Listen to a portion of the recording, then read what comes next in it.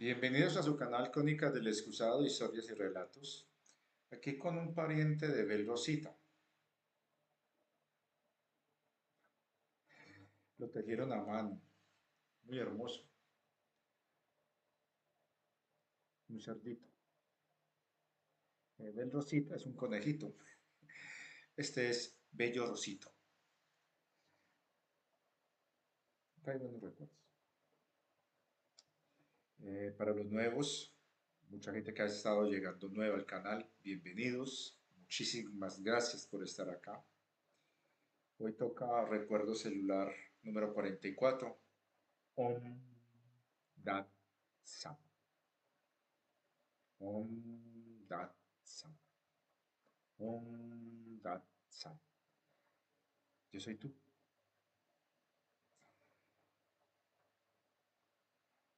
Este libro me está impactando mucho. Este. Y es impresionante. Yo tenía entendido que la era de Acuario empezaba en 1970, pero según este autor empezó el 21 de marzo de 1948, el día que nació la dueña de estos ojos.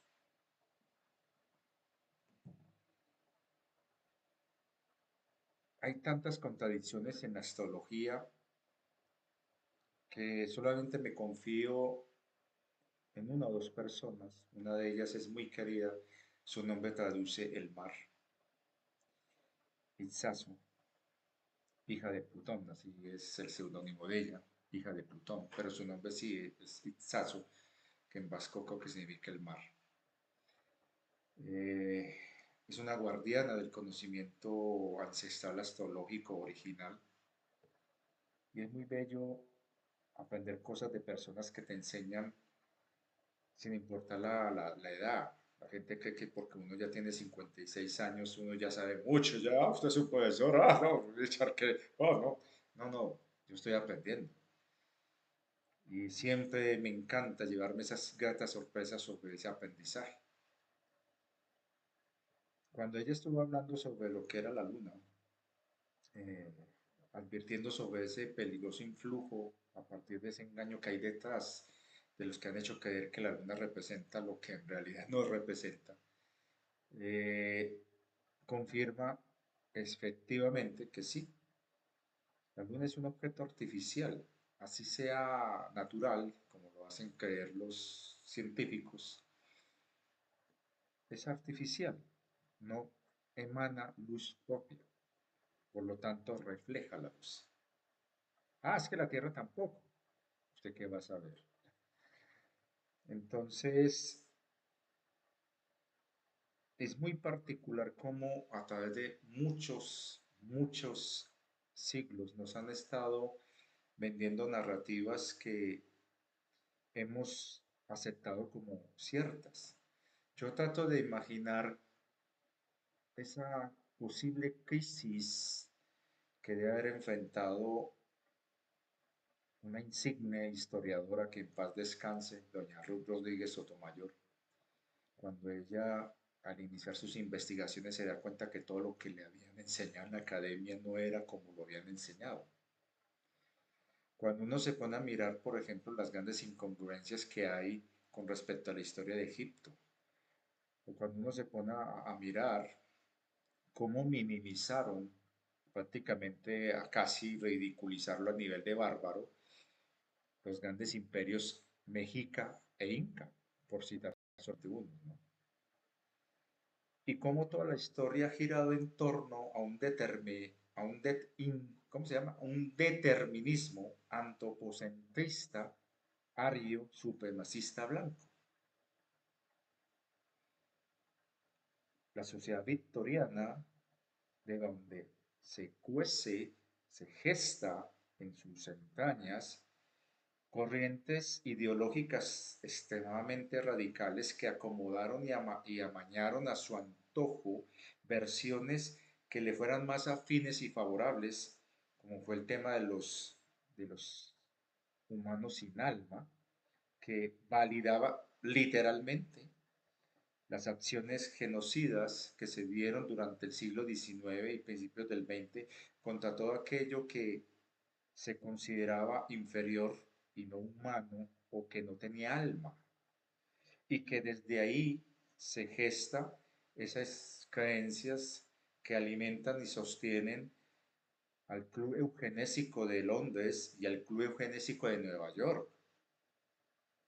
No es de extrañar que adaptando una teoría en donde Charles Darwin decía, desconociendo una cantidad de cosas que si bien es válido que el más fuerte puede prevalecer por encima de los más débiles en ciertas circunstancias, bajo ciertas condiciones ambientales, y por eso es que la teoría darwiniana es una teoría en donde la supremacía del más fuerte se impone por razones y circunstancias extremas, no refleja la realidad total de lo que es la evolución humana o la evolución de otras especies, sobre todo porque omite lo que ya se estaba planteando a través de la teoría del mutualismo, por ejemplo, que es más acorde a la realidad.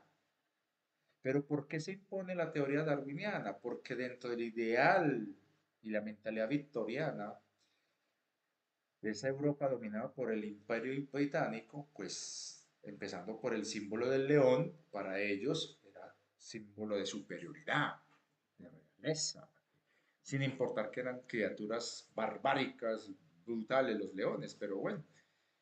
Y ellos acomodan eso para que dentro del darwinismo social que es planteado por el primo de Darwin, no por Darwin, sino por el primo de él establece que así como puede existir una supremacía del más fuerte sobre los más débiles en la naturaleza, también existe en la sociedad humana y por ende eso justifica y explica el por qué la supremacía del imperio británico por encima de los demás. Esa era la mentalidad de la época. Y eso fue calando, permeando la naciente sociología y las ciencias humanistas que se estaban ya separando de las disciplinas duras de la física y la química, las matemáticas, y empieza a surgir las humanidades.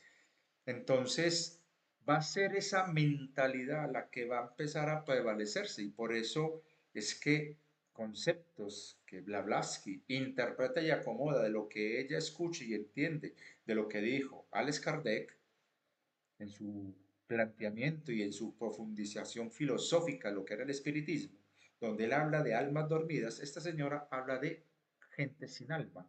Y de esa manera amolda muy bien y por eso es que consigue tantos financiadores, tantos adeptos que buscaban una justificación moral para poder justificar las atrocidades que se cometían en nombre del progreso y la segunda revolución industrial. Entonces, es terrible uno ponerse a ver que tantas cosas como esas han permeado y que ahora son normalizadas y aceptadas, pasándose por encima de hechos que realmente desmienten esas cosas. Entonces, no es de extrañar que esa otra historia sea tan confusa y tan difícil de demostrar cuando literalmente la mayor parte de las evidencias que hay al respecto o fueron destruidas, o fueron ocultadas y sepultadas, o están en poder de unos pocos que tienen el control sobre ese conocimiento y que desde ahí manipulan y acomodan lo que quieran. El mejor ejemplo de esto es viendo, por ejemplo, Wikipedia. Wikipedia es algo que es oficialmente aceptado las definiciones que salen ahí y a mí me ha tocado ver algunas definiciones que han ido cambiando como por arte de magia en cuestión de meses y queda prevaleciendo la última. ¿Qué pasó con las otras definiciones? Yo por es que tengo un diccionario de esos viejitos Larousse, de esos enciclopédicos, para poder estar confirmando qué cambios se están haciendo ahora en ciertas definiciones, como pasó con la pasada pandemia, donde se cambió el concepto de pandemia y se normalizó o se agregaron cosas que realmente no califican como una pandemia. Y ahí se justifica una cantidad de cosas que ahora el secretario de Salud de Estados Unidos está dando el dedo en la llaga.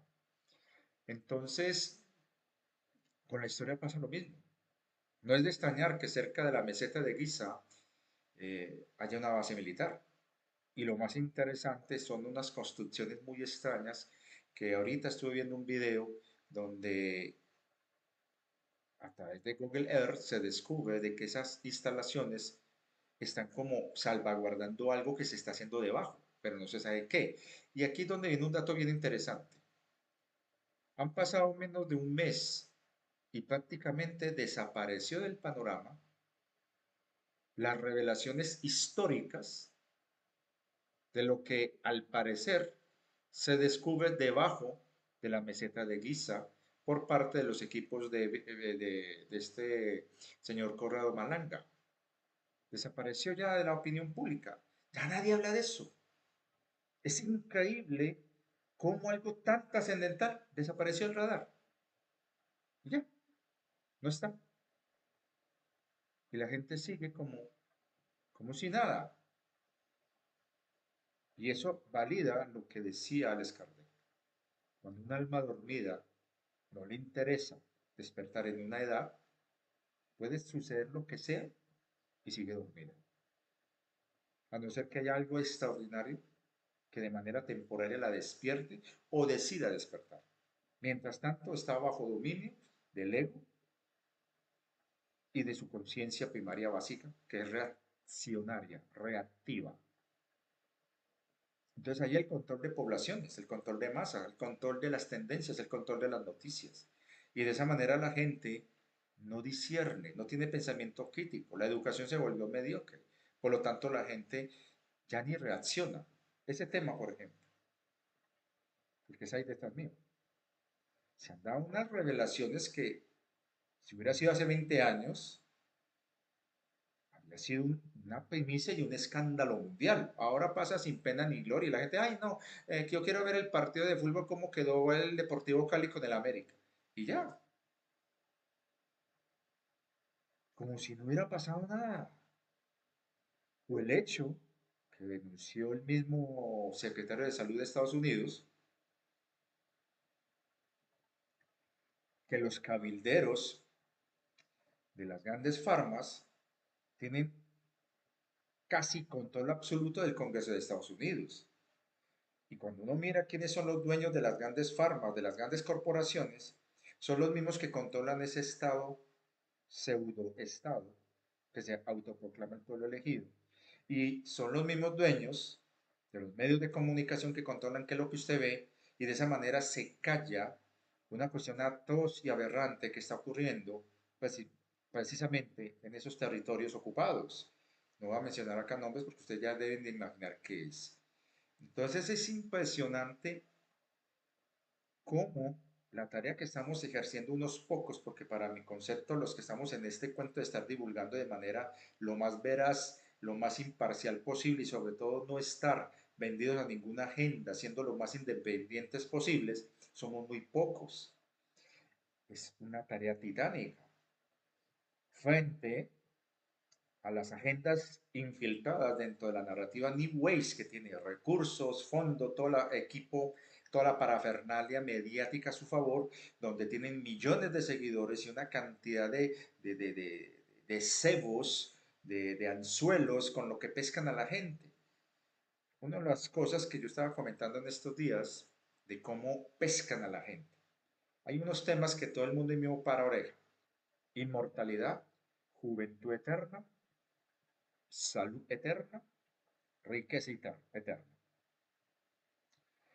Toquen el tema de resolver todo el tema de la pobreza y que usted consiga dinero así, instantáneamente. Tiene miles de seguidores, miles de personas apoyando eso. Hable el tema de la juventud y vida eterna, tiene miles de seguidores apoyando esa vaina. Toque el tema de usted, de las famosas cámaras MED, y tiene toda la gente, toda la atención. Toque el tema del reseteo financiero y tiene toda la atención. Pero toque temas que realmente son duros, que te ponen a cuestionarte, que te ponen a pensar, no avanza. Y eso es algo que desafortunadamente tenemos que enfrentar divulgadores como yo. Y más cuando la gente quiere inmediatismo, amarillismo y que les satisfagan lo que quieren escuchar. Nadie está dispuesto a escuchar lo que no quiere y sobre todo cuando son verdades que tocan al ego y a esa manía de victimizarnos constantemente, de estar buscando un salvador.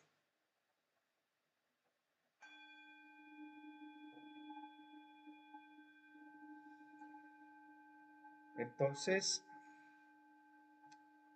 este recuerdo trata de encajar ciertas piezas que están aparentemente dispersas. Y por eso es que tiene este título, Om Dat Sam. Yo soy tú. Algo similar a esa palabra maya quiche que significa yo soy tú eres yo, y Lakesh Alaken, Alaken y Lakesh. Pero esta es sánscrita, forma parte de un mantra muy bonito que da las cosas de la vida que me lo encuentro aquí. Entonces, tenemos que mirarnos a nosotros mismos y darnos cuenta que lo que estamos alimentando no necesariamente nos beneficia y que lo que estamos apoyando en realidad no está a favor nuestro y que hay narrativas que se sostienen precisamente gracias a ese facilismo oculto que tienen las personas de no asumir la responsabilidad de sus actos y de estar más bien delegando a terceros y sobre todo esperando salvadores. Vemos narrativas sobre este fenómeno donde ya están hablando de nuevas civilizaciones, soy embajadora de la Federación Galáctica y cosas de ese tipo, sin ni siquiera nosotros saber con qué intenciones están viviendo. ¿Qué me confirma que lo que ellos dicen, tan lindo como lo pintan, en realidad es cierto? Muéstrame en una cama MED, una sola. No esas que han modificado de cámaras hiperbáricas y le hacen creer a la gente, como está pasando en la ciudad de Medellín, que son cámaras MED. Muéstrame una y que sea 100% gratuita y que realmente esté ayudando a personas muy necesitadas a sanar de enfermedades catastróficas y que esas personas tienen una misión muy especial para la Tierra. Muéstrame una. Cuando hablan del reseteo, del reinicio financiero, salen con unas vainas tan absurdas como esta. No habían pasado ni una hora en que el presidente de Estados Unidos había firmado la orden presidencial de exigir a las farmas bajar hasta un 80% los precios de los fármacos. Y estaban hablando de que por fin el reinicio, victoria de la luz, ya todo el mundo tendrá derecho a acceder a la riqueza ilimitada. No había pasado una hora cuando publican eso en español, páginas New Age. Se están pasando por encima un detalle, las implicaciones que esto puede acarrear y sobre todo es una orden presidencial, es una orden ejecutiva, pero si el Congreso se opone, ¿por qué no han hablado de eso? ¿Por qué no han dicho que el Congreso de Estados Unidos, más de 40 de sus congresistas tienen doble nacionalidad, una de Estados Unidos y la otra a favor de ese supuesto Estado fallido que está allá en Oriente Medio? ¿A quién están legislándole realmente esos congresistas? Al pueblo de Estados Unidos. Entonces, estos nuevos suscriptores que han llegado acá, recuerden esto. Nosotros estamos aquí para dar una versión, una perspectiva, un enfoque diferente.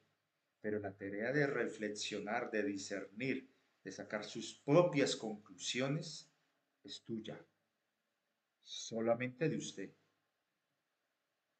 Entonces, ¿hasta dónde quiere usted llegar o a qué estás dispuesto a escuchar cuando conecta este canal y se pone a mirarme y a escucharme? ¿Hasta dónde usted se pone a hacer el ejercicio y la tarea de investigar? Y no solamente de buscar maneras de contradecirme, sino realmente de mirar qué hay más de fondo. Y de esa forma usted ampliar su conocimiento. Yo solamente le doy una puntadita, le hago una puertecita, pero el resto del camino le toca.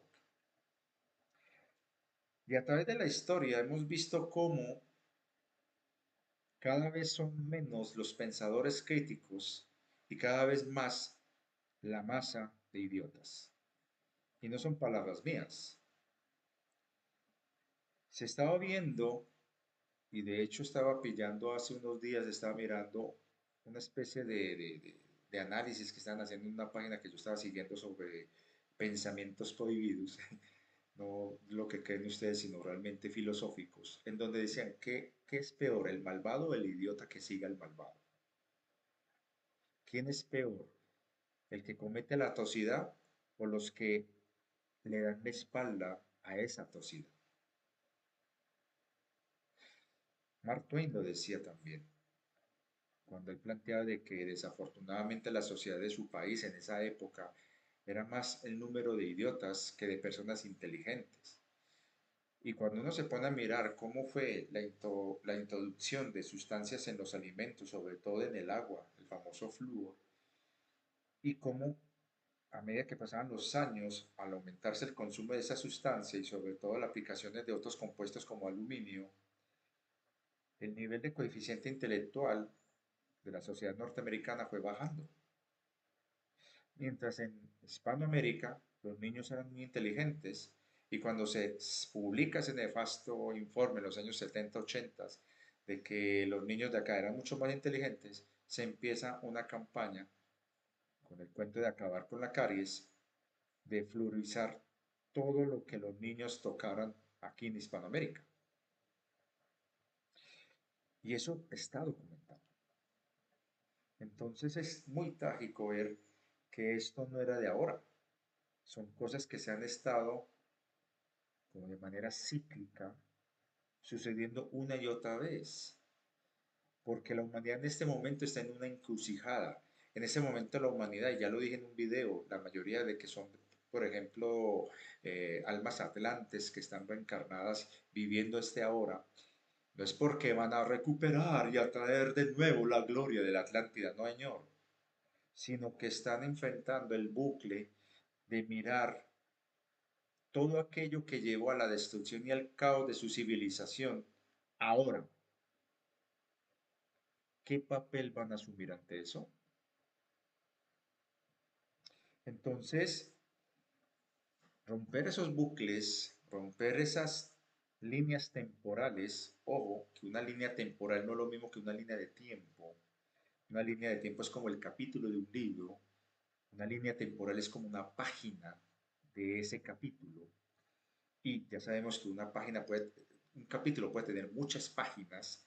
Entonces esas líneas temporales se van sucediendo, abriendo y cerrando ciclos rápidos. Se mueven mucho más rápido que las líneas de tiempo.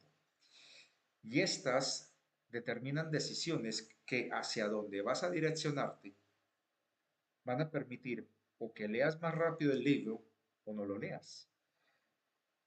Y está sucediendo en este momento. Estamos ante una sucesión de líneas temporales cada vez una tras otra, muy fuerte, en donde en el momento que tú cierras un ciclo, donde tú reconoces un bucle, algo que se está repitiendo en tu vida y lo cierras, se termina esa línea temporal y sigue otra. Y así, hasta que usted pueda terminar ese capítulo y puedas avanzar al siguiente capítulo de ese libro. Entonces, esto se ha visto ya. Las atrocidades que se cometieron en las etapas finales de la Atlántida fueron innombrables. Por eso es que ese cuentico, ay, vamos a recuperar la gloria de la Atlántida, no solamente es falso, sino que pretende lavarse las manos y ocultar el terrible caos que se vivió en las etapas finales de la Atlántida. y que desencadenaría una serie de situaciones que llevarían al mismo pueblo y a la civilización atlante a entre comillas, autodestruirse a causa de sus prácticas, de sus decisiones y elecciones, manipulando la naturaleza, manipulando las energías telúricas de la Tierra y del cosmos, abusando del poder, acallando las voces disidentes, poniendo a unos contra otros, manipulando la información, ocultando la información y utilizando la represión. Cuando uno se pone a mirar esa obra de Orwell, 1984, no estamos viendo una visión futurista en el momento que se escribió allá en los años 30 de lo que es ahora lo que estamos viendo, sino que estamos viendo un espejo en bucle de algo que pasó y que fueron los últimos momentos de la civilización atlante. Y fue tan terrible que eso dejó una secuela y que los responsables de ello ahora en este momento siguen generando confusión y engaño para autoproclamarse elegidos, cuando en realidad están quemando sus últimas cartas, sus últimas oportunidades de poder trascender ese bucle.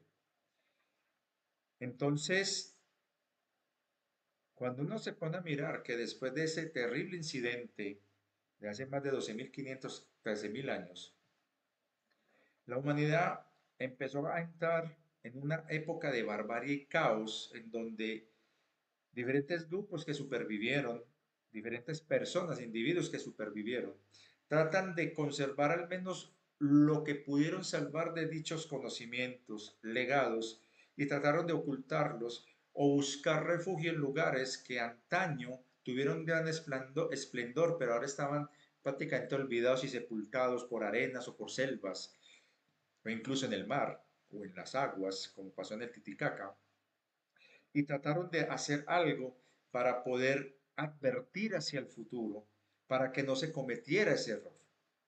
Ojo con esta parte que acabo de decir, porque eso es lo que realmente pretendieron ellos, advertir. Pero hubo también otros grupos que quizás no eran los pesos pesados que habían llevado al colapso de la civilización atlante, sino aquellos burócratas. Estos mandos medios, en su mediocridad, lograron sobrevivir por alguna razón o circunstancia o por sus actos de traición y vileza y trataron de aleccionar a los escasos supervivientes para que los siguieran a ellos o ir a aquellos lugares donde existían poblaciones humanas entre comillas primitivas, porque eran reservas de posibles fallos que ocurrieran en civilizaciones dentro de los ciclos de ascenso y caída, había una reserva para que de ahí surgiera una nueva humanidad para presentárseles como dioses y seguir manipulando y dentro de su ego y dentro de su soberbia poder emular mínimamente el gran esplendor de los grandes gobernantes y regentes atlantes. Entonces, eso se vio y eso fue lo que se sucedió en diferentes épocas hasta llegar al caos total que nos va a conducir a lo que ya se está empezando a salir a la luz, ocurrió entre los años 9 y 7000, en donde a nivel global, de manera generalizada, casi literalmente simultáneamente, se empieza una serie de acontecimientos en donde el común denominador fue la violencia extrema, eliminándose el 95% de la población, que en datos comparativos, si los lleváramos al día de hoy, equivaldrían a casi 3.900 millones de seres humanos. Ese 5% que sobrevive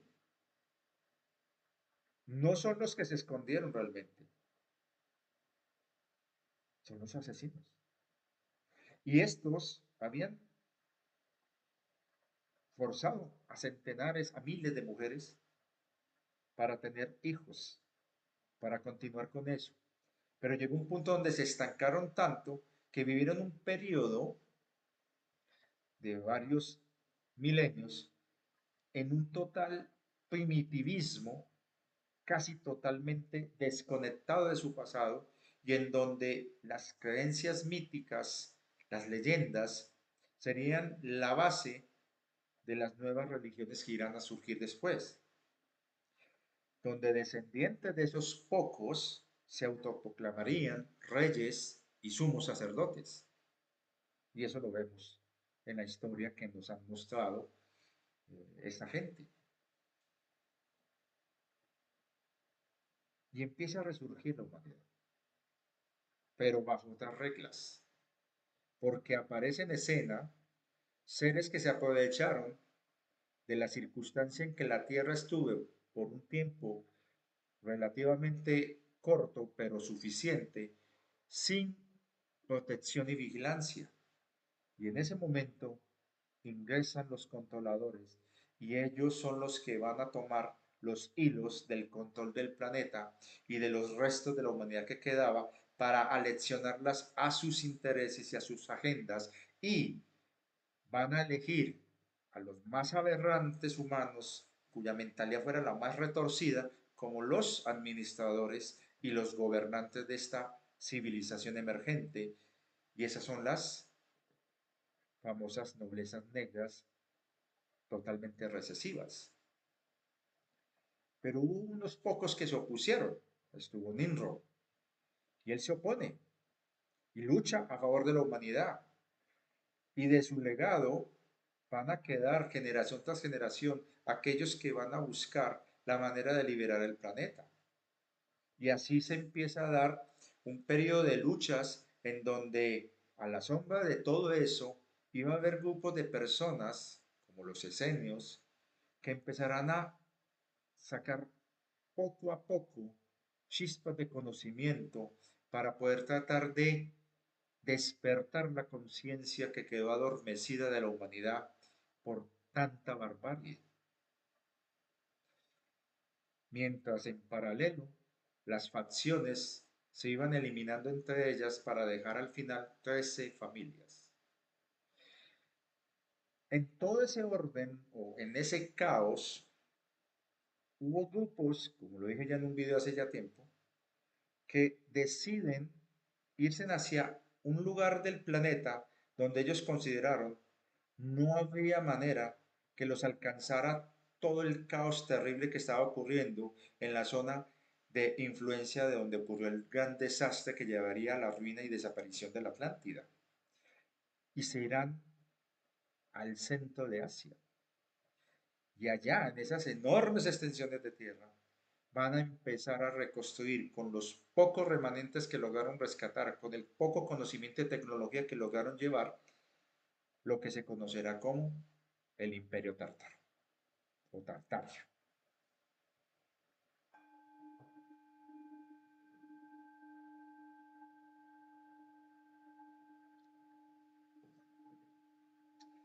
El imperio va a ser en realidad una especie de federación de estados con reyes que entre ellos van a elegir a un máximo gobernante o emperador o emperatriz y se van a ir rotando ese poder para mantener el equilibrio. Eso funcionó por un tiempo. Pero a medida que las ambiciones, a medida de que el poder crecía, se empieza entonces a distorsionar y a generarse facciones. Y se inicia un proceso expansivo, porque desafortunadamente algunas simientes atlantes recesivas estaban ahí con los tártaros.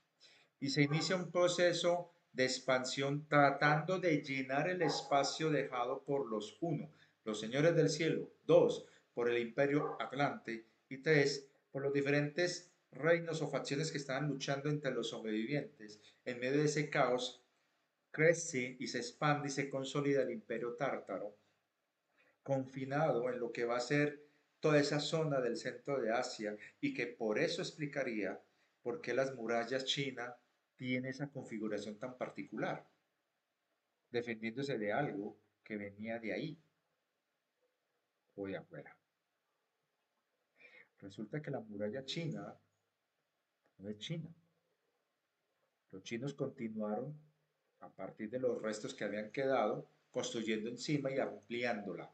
Pero la idea era que se estaban protegiendo de algo que venía de afuera, hacia adentro. Tartaria se estaba protegiendo de todo lo que había afuera.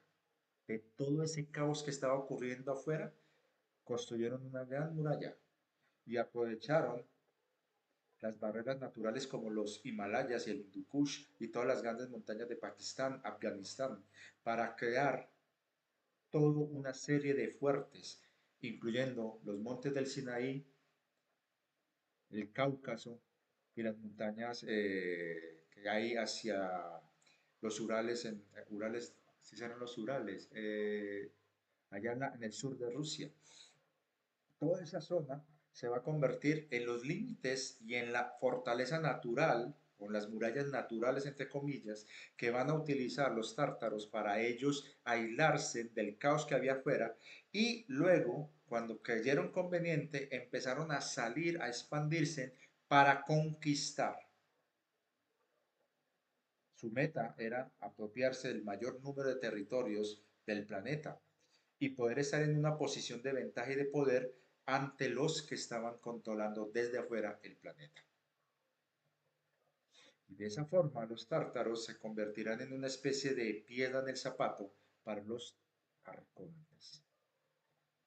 Y de su plan de dominación y control, no solamente de la Tierra, sino de los sistemas que estaban bajo o dentro de la zona de cuarentena o bajo aislamiento, como hemos conocido hace ya unos días. Pues los que hablamos de este tema en privado. Pero bueno, el punto es que Tartaria tiene una sucesión de emperadores, imperatrices que van surgiendo a medida que se va rotando de los diferentes reinos de esa federación, porque acuérdense, Tartaria fue fundada con los supervivientes de lo que fue el colapso del imperio Atlante, que no era solamente atlantes, habían lemurianos y habían pueblos de otras razas que al colapsarse el gran imperio Atlante quedaron dispersas y buscaron dónde poder sobrevivir todo lo que se venía y sobre todo lo que ellos intuyeron que iba a ser la época de barbarie mientras se consolidaba y se equilibraba todo y sobre todo el planeta, el clima, porque se había generado toda una serie de eventos que habían cambiado toda la configuración y la faz planetaria, sobre todo después de los grandes diluvios que se dieron, de los grandes terremotos y erupciones volcánicas. Y todo esto sumado también a las grandes inundaciones que sepultaron cientos de ciudades por todo el planeta, matando a millones y millones de personas. Entonces, todos esos sobrevivientes, una parte de ellos, van a llegar y formar lo que será después Tartaria. Pero es que es una federación, porque son diferentes pueblos o tribus que van a conformar una alianza en donde el supremo, el emperador, emperatriz suprema, pues que es una especie de cabeza de águila de tres cabezas, una águila de tres cabezas, tricéfala, empiezan ellos a repartirse en el poder entre ellos y se lo van rotando. Y aquí hay un dato, que también lo he dicho acá de cómo se daba eso. El emperador era elegido por dos emperatrices y tenía dos consortes, dos esposas. Entonces, dentro de todo ese orden de poder que había dentro de los tartarianos, que eso se fue modificando con el tiempo, yo he dado algunas de esas modificaciones acá, eh, empieza un proceso de expansión después. Y aquí es donde viene un dato que de pronto yo le estaba echando cabeza y puede ser una posible explicación. Atila y Genghis Khan. Y este otro Tamerlán. Esos tres. Atila, Genghis Khan y Tamerlán. Cuando uno se pone a mirar lo que esta gente hizo y el gran poder que tuvieron, esa versión de que eran nómadas guerreros que cuando se dejaban sus actividades de pastoriles se volvían tremendos, expansionistas y que eran muy inteligentes y que cogían la tecnología de un pueblo sometido y de otro para seguir expandiendo, a mí no me cuadra. porque de un momento a otro un pastor que vive todo el tiempo moviendo rebaños de cabras o de yaks o de caballos o lo que sea, tener el poder suficiente para movilizar cientos de miles de hombres, tener la tecnología, la logística y todo el conocimiento para prácticamente poner en jaque o arrasar ciudades, reinos e incluso imperios, que una Atila llegara prácticamente a someter y arrodillar a Roma, que un Genghis Khan llegara incluso a hacer tambalear los grandes imperios chino, hindú, musulmán, europeo, esto como que, o Tamerlán, lo que él hizo al nivel tal que literalmente es imposible creer que este hombre haya logrado hacer lo que hizo literalmente solo, a no ser que hay otra explicación. Y esa otra explicación que yo me he estado como cavilando es precisamente que Genghis Khan, que incluso hay autores que no creen que haya existido realmente como tal, incluso ponen en duda de que realmente hayan existido los mongoles como los mostraron en los libros de texto y de historia, ponen en duda de que estos tipos hayan logrado hacer lo que hicieron y sobre todo teniendo en cuenta modelos más antiguos. Julio César, Alejandro Magno, Darío, Jerjes o los reyes hindúes.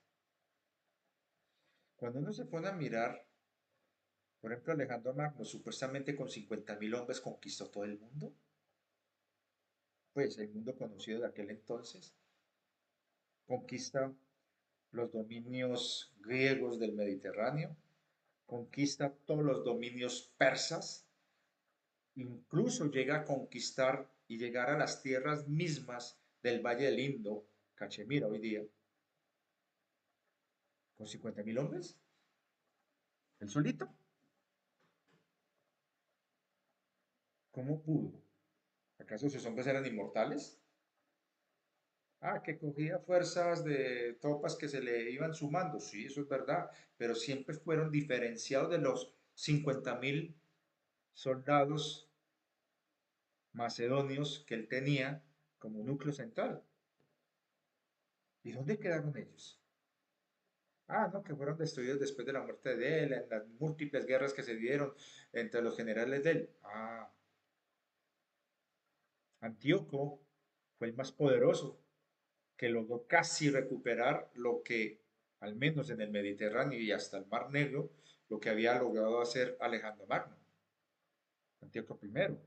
Ptolomeo fue otro de los grandes generales. Los demás se consumieron en grandes batallas y guerras intestinas y traiciones internas. Pero uno dice, momentico, ¿cómo hicieron para controlar millones de kilómetros cuadrados de territorio y a cientos de millones de personas con 50.000 hombres?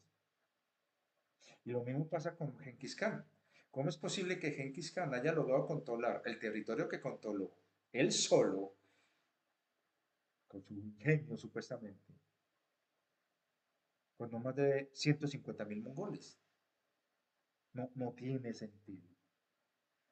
Y no es que se haya enfrentado a reinos chichipatos ahí de quinta categoría. El imperio chino no era cualquier cosa. Entonces, ¿cómo doblega China? ¿Cómo mantuvo doblegado a lo que son hoy día los rusos durante siglos? Los alsacios de esa zona de lo que es el Cáucaso, Siberia y toda esa zona de lo que es eh, Rusia hoy día. ¿Cómo lo hizo?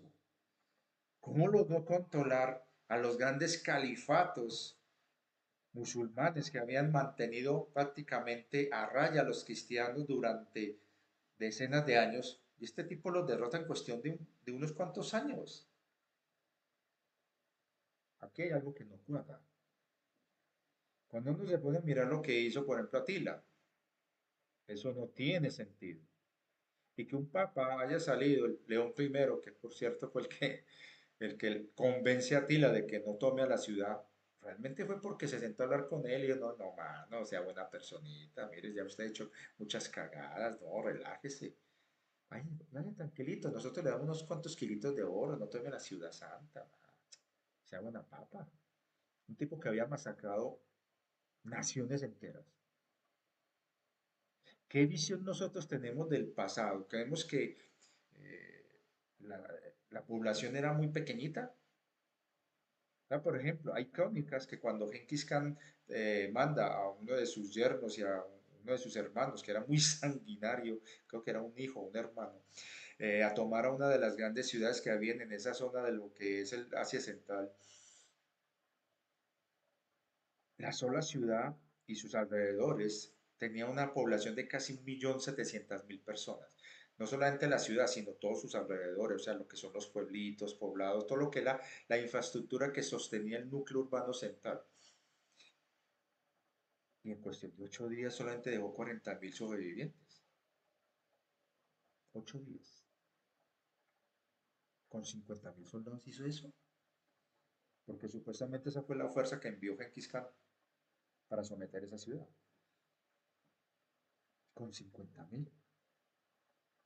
Entonces, hay cosas que no cuadran, sobre todo cuando empiezan a decir que no, que él era tan inteligente que cuando identificaba a un tipo inteligente, a un alguien que tuviera capacidades para hacer tecnologías, armas y cosas de ese estilo, lo cogía, lo reclutaba y lo ponía a trabajar a su servicio. ¿Usted cree que a una persona de esa no se le va a revelar? Y ciudades fortificadas que llevaban siglos sosteniéndose y no, ningún poder las pudo someter, las tumba en cuestión de días y semanas. Hay cosas que no cuadran acá, sobre todo porque entre Atila, Genghis Khan y Tamerlán, entre ellos tres, más de 100 millones de personas perecieron. Más de 100 millones.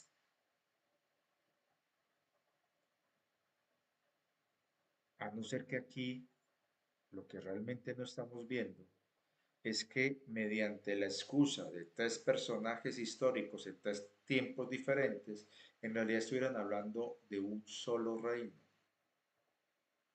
Y que esas guerras, esa mortandad, fue causada por un reino, en su lucha tanto interna como en expansión, y que ese reino se llame Tartaria.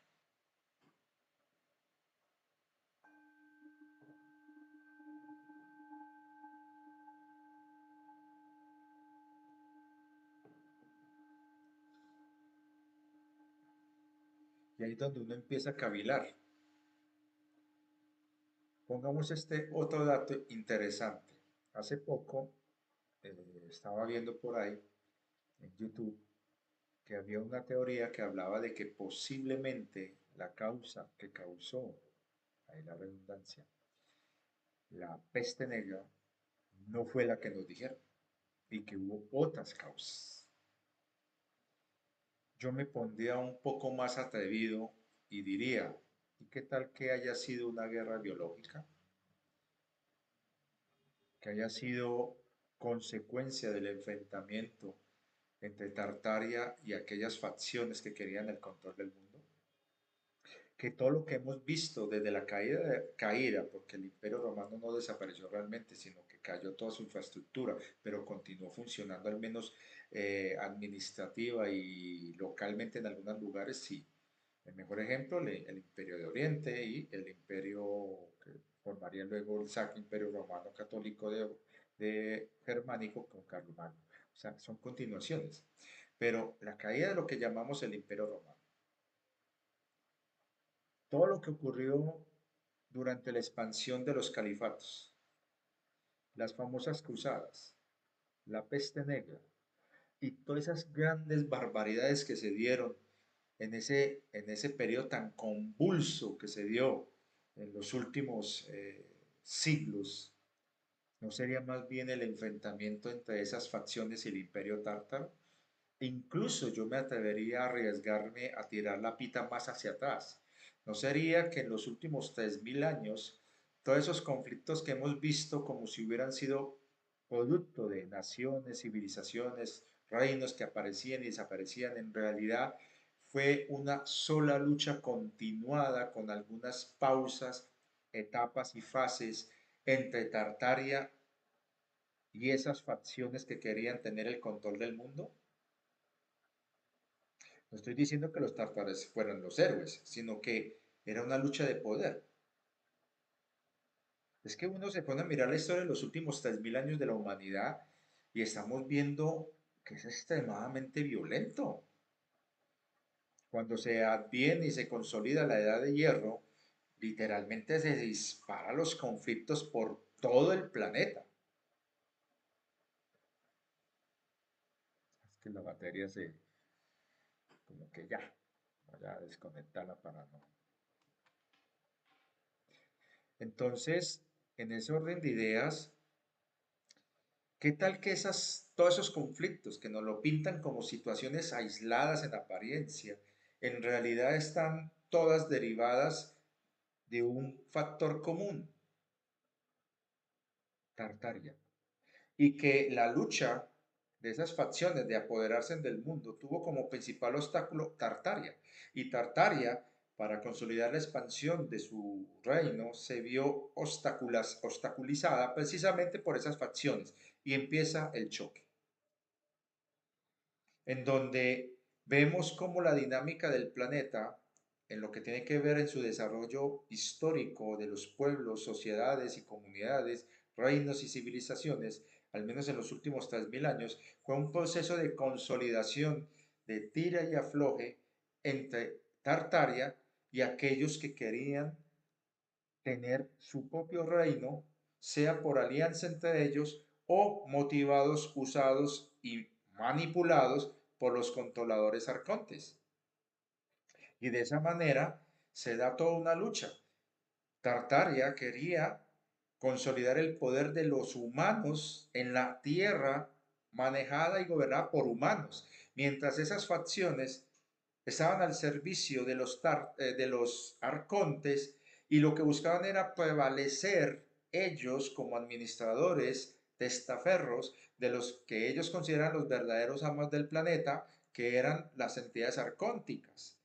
Y en esa puja entre los que querían gobernar la tierra para los humanos, gobernada por los humanos, luchando contra aquellos que querían traicionar la humanidad a cambio de migajas de poder para favorecer a los que ellos llamaban sus dioses, los arcontes. Y esto se dio durante milenios, al menos en los últimos 3.000 años. Desafortunadamente, Tartaria se fue debilitando y la corrupción fue imperando al interior de la sociedad tartariana, más cuando la sociedad tartariana desafortunadamente era una sociedad militarista y guerrerista. Fue descuidando cada vez el desarrollo tecnológico civil para favorecer el desarrollo tecnológico militar.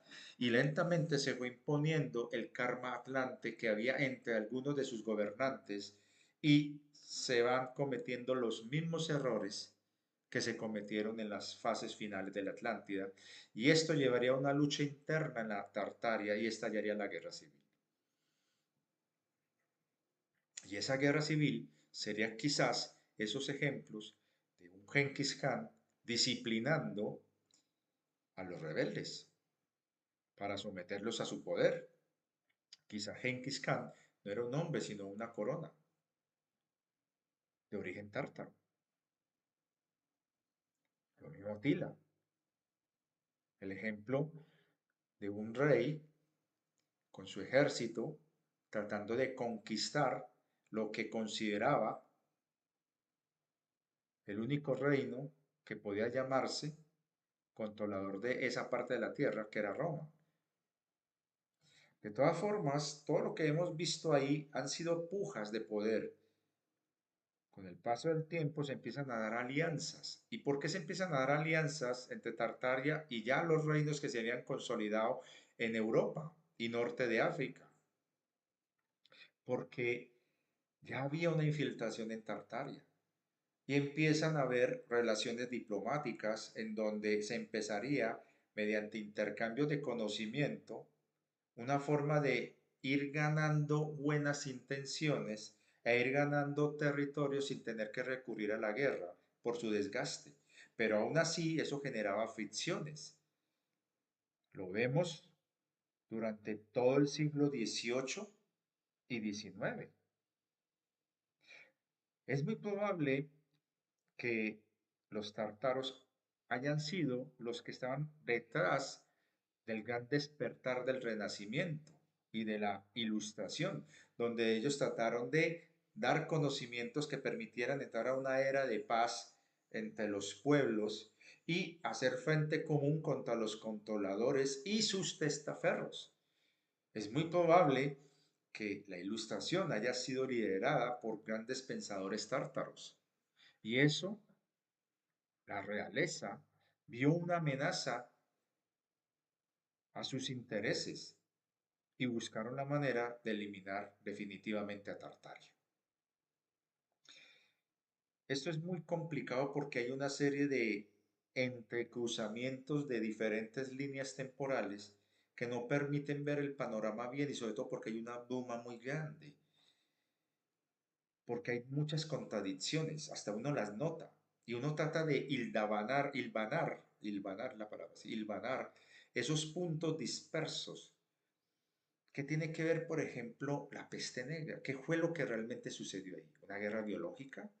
¿O un intento de algún regente tartariano de tomar el control de Europa mediante el debilitamiento de Europa a través de la peste negra? Y que estos, cuando lograron recuperarse, quedaron tan psicoseados y tan llenos de rabia y venganza que empezaron a tramar un ardid para poder destruir a Tartaria,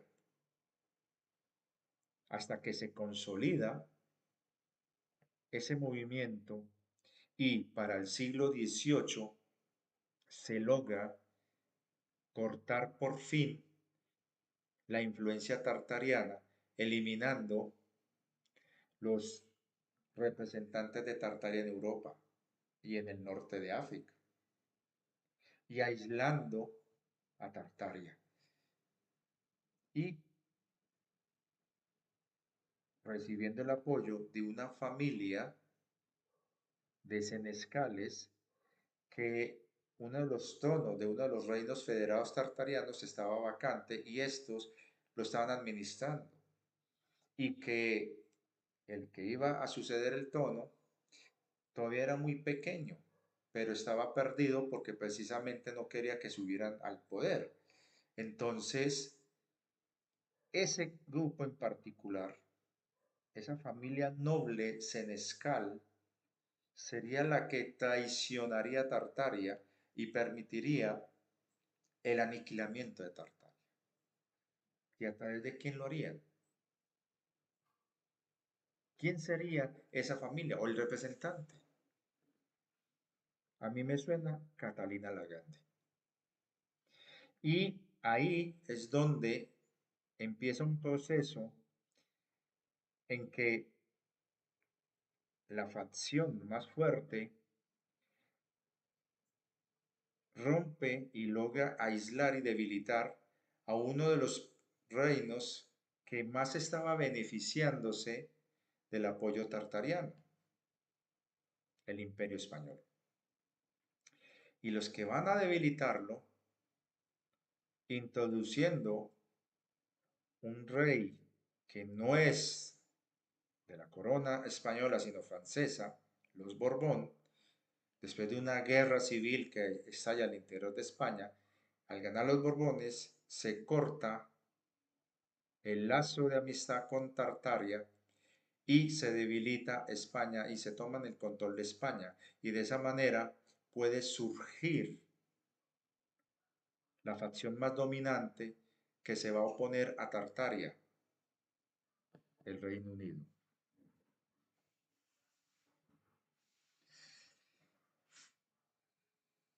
Ahora ustedes dirán, ¿y qué es el papel de Napoleón? Pues precisamente Napoleón, todo el mundo cree que él era enemigo de los ingleses, pero resulta que él tenía negocios con grandes empresarios ingleses. De hecho, los grandes empresarios de las curtidoras y de los productores de jabón, que era una empresa muy floreciente y muy rica, pagaba, que eran propietarios los ingleses, pagaban una comisión a Napoleón por permitir que estos entraran a hacer uso de los huesos y de los restos de los que caían en batalla y de los animales que morían en batalla. Eso está documentado. Y Napoleón se proclama rey, emperador, y él mismo se corona, rompiendo el lazo y vínculo con Tartaria. Eso es lo que hace Napoleón. Y por eso es que Napoleón invade a Rusia, que tiene un vínculo muy fuerte con Tartaria, pero no lo logra. ¿Por qué? Porque él en su fuero interno se le iba a torcer a todo el mundo porque él quería ser el depositario del poder total. Por eso es que los británicos logran frenarlo y derrotarlo. Y solo después de la derrota de Napoleón, porque recuerden, España fue debilitada en una guerra civil en la que se impone la corona de Borbón. Y han visto lo que han hecho ellos. Napoleón cumplió ese propósito, supuestamente iba a quedarse ahí, pero no, él decide invadir Rusia, mostrando sus claras intenciones y eso preocupa a los ingleses. Porque ellos lo que necesitan es un ariete que debilite a Tartaria, pero no un tipo que aproveche eso para él proclamarse rey. Y de esa manera hay un tire y afloje. Y yo lo interpreto que hubo una infiltración porque hay contrainteligencia de todos los involucrados meten sus fichas adentro. Y es muy probable que Napoleón al final lo hayan aleccionado con alguna promesa que después lo traicionarían. Y en esos juegos de traiciones que se dieron, el principal beneficiado va a ser Reino Unido y surgirá el Imperio Británico. Y el Imperio Británico será el encargado de darle el punto final a Tartaria.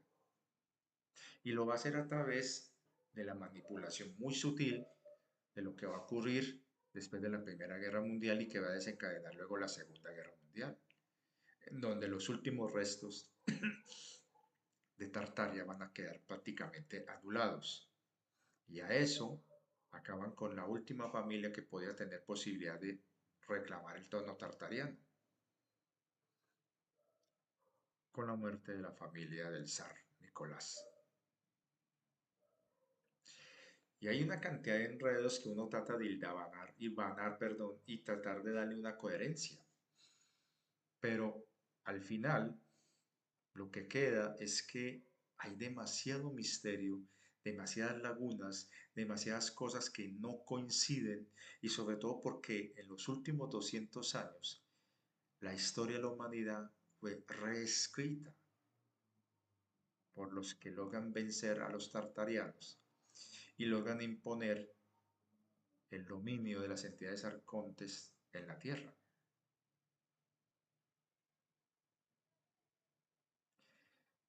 Pero no todos los tartarianos desaparecieron. Y la clave va a estar en algo que a mí me ha estado dando vueltas. ¿Será que el movimiento cátaro, que luego dará origen, algunos dicen que es así, a los templarios, o que los templarios fueron infiltrados por cátaros y que por eso los templarios se van a dividir en dos líneas? ¿No será que de pronto esa idea cátara está defendiendo no el legado real de los descendientes de Jesús, sino de la última emperatriz tartariana?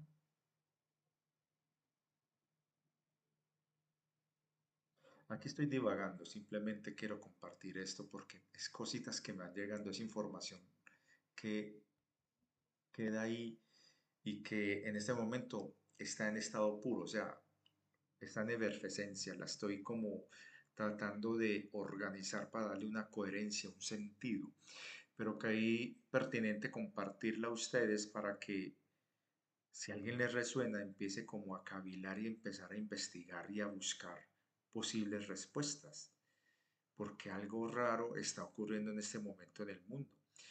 Están cayendo todos los velos y ya nada es lo que parece.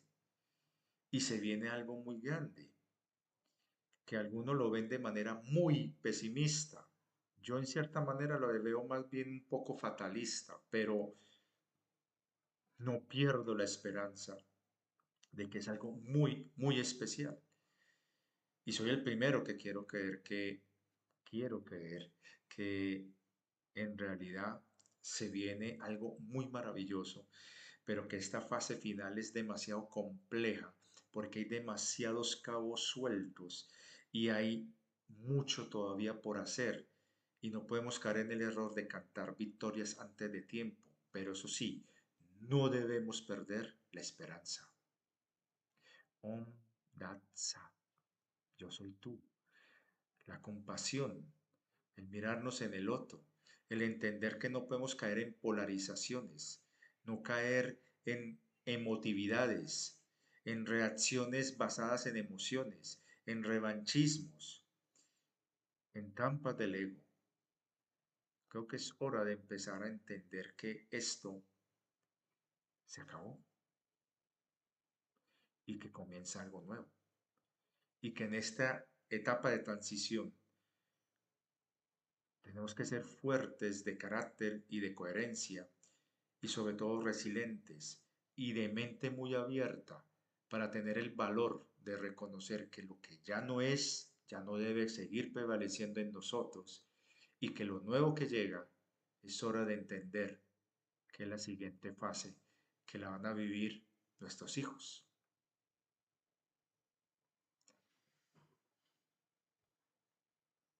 Allá tengo escrito unas cositas que todavía me quedan pendientes para hablar acá en el canal, en la próxima reflexión.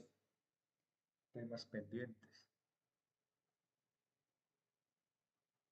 El final que es siempre el principio. Yo tengo un recuerdo vago de algo que ocurrió en el año 570 más o menos. Fue un incidente muy fuerte, muy terrible. El mundo que conocíamos los que vivíamos en esa zona del centro de Europa, que había conocido por siglos lo que era la administración romana, ya no había Roma, o al menos lo que quedaba era un remedo. El clima estaba terrible, el sol no se veía, apenas era una ligera lucecita en medio de una bruma, una calina espesa, densa, viscosa, bochornosa, extremadamente helada en las noches y muy sofocante en los días, donde lo único que veías por cuando caminabas era la total desesperanza. Yo me acuerdo que era un soldado de una guardia, de uno de esos nobles que solamente velaban por sus propios intereses y que medio sostenían la poca burocracia y administración en algunas gestiones al mejor estilo de la época romana en su lugar de bajo control, en su señorío, donde él tenía dominio. Las bandas de asaltantes, escenas de horror de canibalismo, hambruna,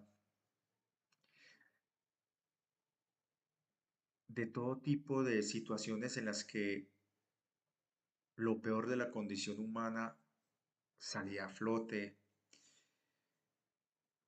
familias donde vendían a sus hijas a dar favores sexuales a cambio de un mendigo de pan, un pedazo grasa de cerdo, un pedazo de res, es que las habían, o de una pata de un perro, o un pedazo de gato, o lo que fuera, proteína.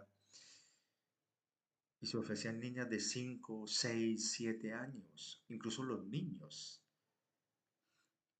todo para poder sobrevivir la familia.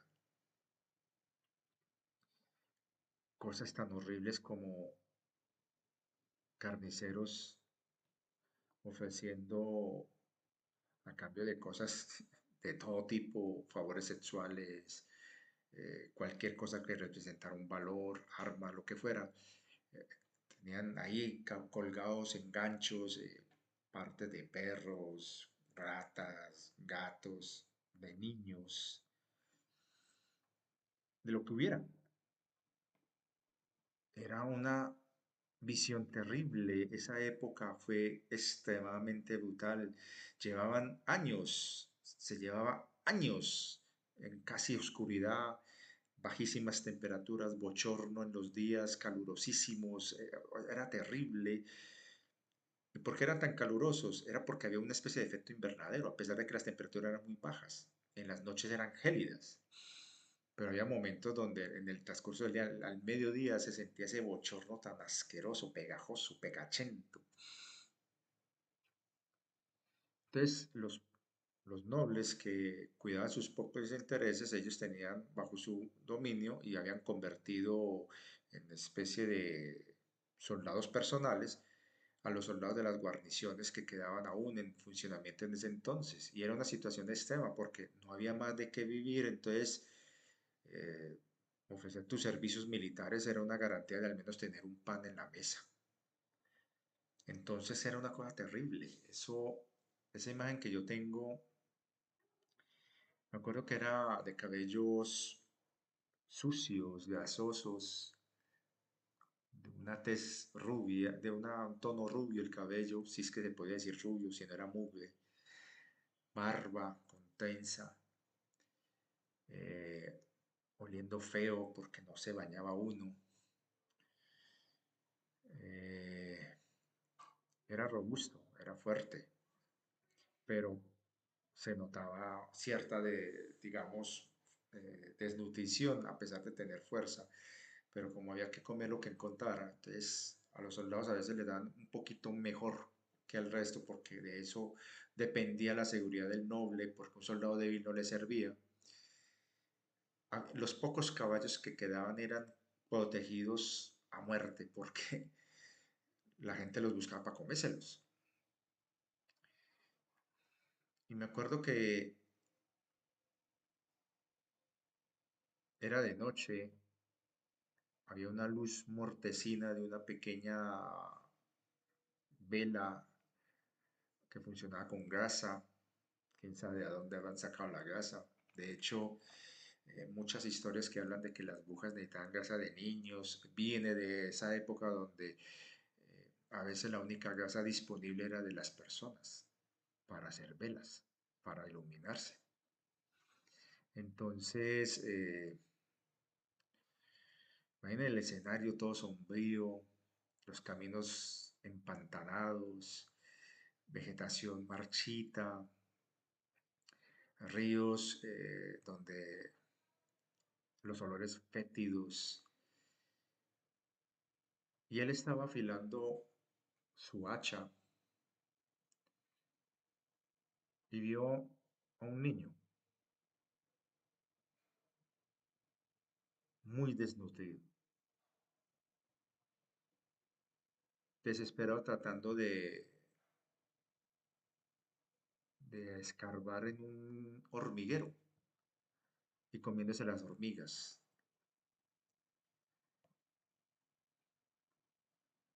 Y él lo estaba mirando. Y el niño como que sacó como una especie de hormigas muy grandes, o sea, las reinas. O sea, comió una y lo vio. El niño se veía que no tenía, como no se asustó. Quién sabe qué cosas habrá visto este pequeño como para no tener miedo.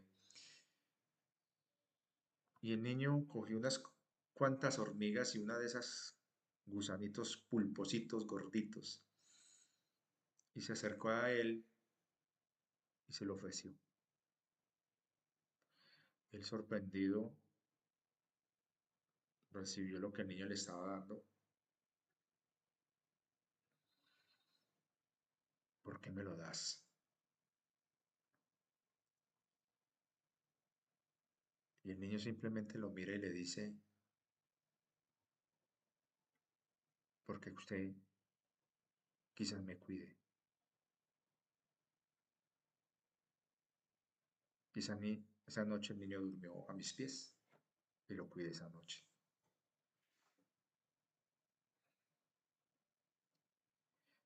Y uno se pone a pensar en qué consiste la bondad.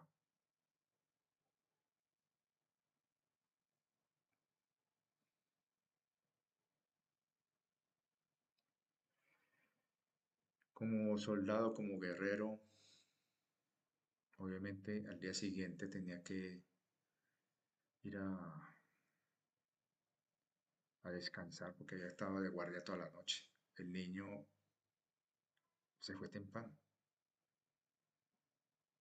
No nos dijimos nada, iba con lo poquito que tenía encima, pues fue la última vez que lo vi.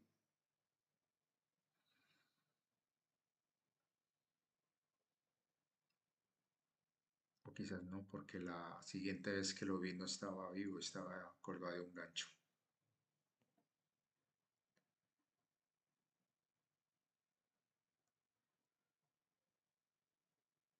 Hemos pasado por muchas cosas en nuestras existencias, en nuestra evolución como seres que estamos viviendo estas experiencias. Hoy uno escucha a la gente clamando justicia contra aquellos que han cometido atrocidades. Yo era uno de esos hace unos años, pero cuando uno se pone a mirar esos recuerdos,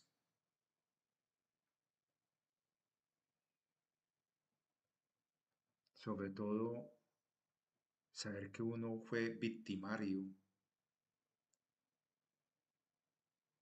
entonces yo también debo ser colgado de un poste por las cosas que hice en otras vidas.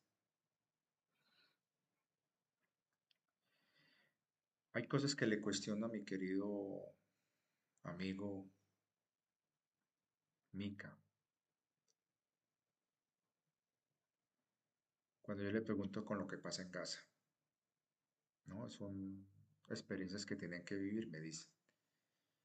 Porque ellos en otros momentos fueron los que hicieron eso contra otros niños. Ahora que son niños deben vivir eso para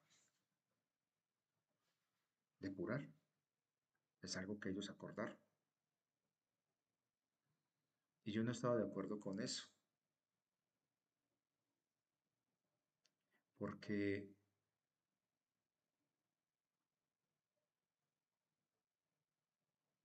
mira la inocencia de un niño en sus últimos momentos, como me ha tocado ver algunos videos de lo que pasa allá en Gaza.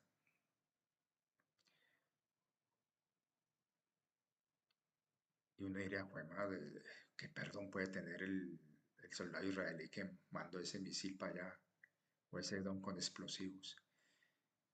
Y que la excusa sea, no, es que como ese niño en otra vida fue un hombre que de pronto le hizo algo a ese ahora soldado que maneja ese don y que ahí se están equilibrando las balanzas, no me cuadra. Porque yo viví experiencias en otras vidas donde fui extremadamente cruel.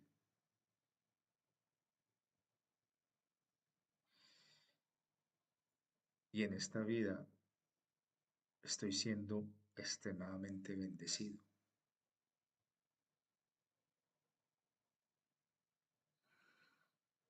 El amor debe funcionar de otra manera, a un nivel que quizás esa excusa de experimentar sin límites en realidad es algo que va en contravía a los principios divinos. No podemos caer en esa visión del neosatanismo, que establece que hay un Dios creador que abandonó su creación y en el vacío que deja, solamente los más fuertes pueden tomar el control y el poder. Y que por eso todo está permitido. Por eso todo es sin límites. Entonces hay cosas que todavía me faltan reflexionarlas, comprender, pero también es un llamado a aquellos que creen que lo que pasa en este momento, en los horrores que pasan en este momento en el mundo, es fruto de los pactos de alma, acuerdos de alma, que así lo decidieron. Para ciertas cosas sí, es cierto, hay acuerdos entre almas. Incluso un alma puede tener sus propios fractales y experimentar con ellos. Sí, pero todo tiene un límite, porque entonces el sufrimiento y el dolor estarían dentro de ese experimentar sin límites, por lo tanto sería tan válido como la misma maldad. Y hasta ahí, yo digo un momentico, porque sería como decir que la maldad y el bien están en el mismo nivel, y eso no es así. Son solamente pensamientos y reflexiones de alguien que ha pasado por muchas cosas que ustedes deben entender. No me hacen más que usted, ni menos que usted. Y todos tenemos la posibilidad de experimentar, aprender y sobre todo redención. Tener otra oportunidad de comenzar de nuevo, porque el amor de la divina fuente así lo es. Le doy gracias a los que han llegado a este canal nuevo, a los nuevos que están ahí viendo estos videos. Los invito a que vean todos los videos de mi canal porque muchas de sus preguntas ya están respondidas. Y sería como caer en un bucle de volver a repetir una y otra vez cosas que ya se respondieron, simplemente para ahorrarles el tiempo de ir a ver esos videos. Y por otro lado, no está mal decir esto. Apoyen el canal, porque si se están beneficiando de lo que yo estoy ofreciendo acá, pues mínimo una retribución. De todas maneras, muchas gracias. Aquí estamos para seguir creciendo y espero que con este video haya respondido algunas cosas y ya cuando tenga más claro todo, haré un video donde de pronto pueda darle coherencia a lo que acabé de hablar en este video. Por el momento simplemente los invito a estar muy atentos a lo que está pasando a nivel mundial, anclajes de mucho amor y sobre todo entender que esto no avanza si no entendemos que yo soy tú y que todo final es el inicio de un principio. Compasión, solidaridad, perdón, amor, gratitud, servicio y sobre todo una mente abierta, una mente unida a nuestro espíritu, nuestra conciencia y tomemos todo con pinzas y que lo que realmente interesa aquí es que usted sepa que eres dueño de tu propia vibración y es tu actitud frente a las cosas que están ocurriendo lo que determinará tu estado de ánimo. No al revés. No te dejes controlar por lo externo. Sé dueño de ti mismo. Los que son esclavos eligen. Los que son libres deciden. Un abrazo cósmico. No olviden esto en el canal. Colaboremos con la difusión. Y sí, ya inicié contacto con Fanparejo. Coincidimos en muchas cosas. Es un excelente ser humano. Y forma parte de esos pocos que estamos tratando de mantenernos independientes ante tanta gente que está siguiendo agendas variopintas. Y es verdad, nosotros no podemos caer en la falacia de que lo que explicaría lo que está pasando en el mundo es que hay gente sin alma. Ojo, que eso es un engaño. Ahí lo que están haciendo es justificar la reducción de población sin remordimientos, con el visto bueno de los que quedan en eso. Un abrazo y muchas gracias. Nos vemos en el siguiente video y hagamos el amor.